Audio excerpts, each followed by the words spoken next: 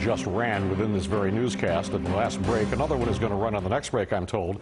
One of the races to watch is right here in our backyard, but it sounds more like a street fight than a campaign. Democratic Representative Max Rose and GOP State Assemblywoman Nicole Malliotakis are fighting for the one swing congressional district in the city.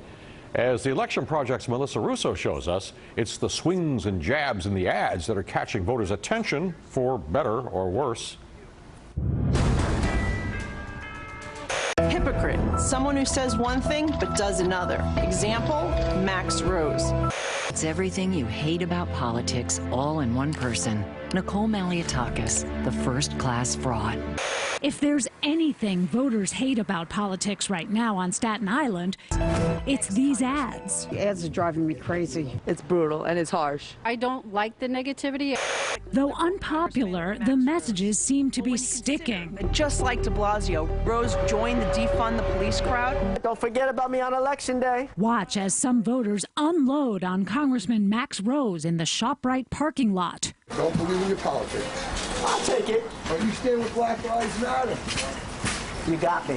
You caught me. Taking your life. Some of Rose's words on the campaign trail make his attack ads sound rosy. Hope your political career ends. Bro, I thought you were out of your mind either way, so don't worry. I am out of my mind. Supporters attribute Rose's campaign style to his years in combat as an Army captain. He was in the service, right? So it's more like a battlefield. But it was a peaceful march back in June that could backfire for Rose in this borough many police call home. The group is chanting defund the police. The Max continues to stay. If I showed up at that rally and I saw those signs, I would have left. Not only have I never voted to defund the police, every step of the way, I have voted to increase funding for law enforcement at this point by over $2 billion. The congressman says he was just acknowledging the pain of some young people in the district that day, but he's careful not to praise the movement.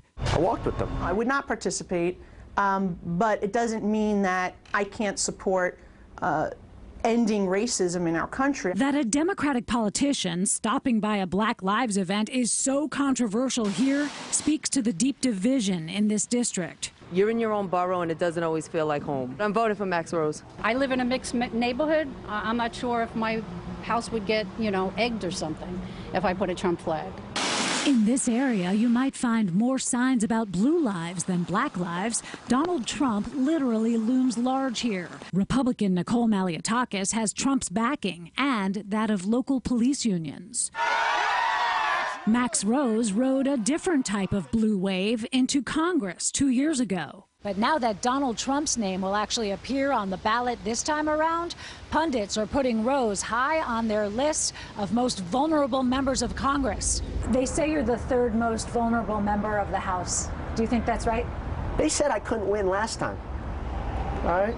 And we kicked their ass. Malliotakis says she can't count on riding Trump's coattails. In parts of this district will certainly help. In other parts, it may hurt me. Supporting Trump has been double-edged for the Republican Assemblywoman. When she ran for mayor in 2017, she said she regretted voting for him. It's sort of dogging me down in this campaign, even though I was never really a supporter of his. Today, Maliotakis says she didn't really mean that. Yeah, and that was said sarcastically out of frustration because the media constantly wanted to ask me about the president. Voters are also responding to Rose's ads, painting Maliotakis as a fraud. When the virus hit and some were putting it all on the line, Nicole Malliotakis was getting photoshopped into a picture to make it look like she was too. She's full of shit, to tell you the truth, right? Okay? Thank you. More recently, moderators muted her for repeatedly interrupting Rose during their debate. And that's why they're trying to jam it into a pandemic. All right. You were hard. Oh my God. Yeah. She has a mouth like this. Yeah. Are you taking a page from the Donald Trump guide to debate? No, it was one moment where I was challenging Max because he was being very dishonest. There was certainly an effort to have civil discourse. But ultimately, the stakes are incredibly high right now. They should really talk about what's important to the people. Some voters say they know what's at stake. Our taxes are very high. They're just struggling to cut through all the noise.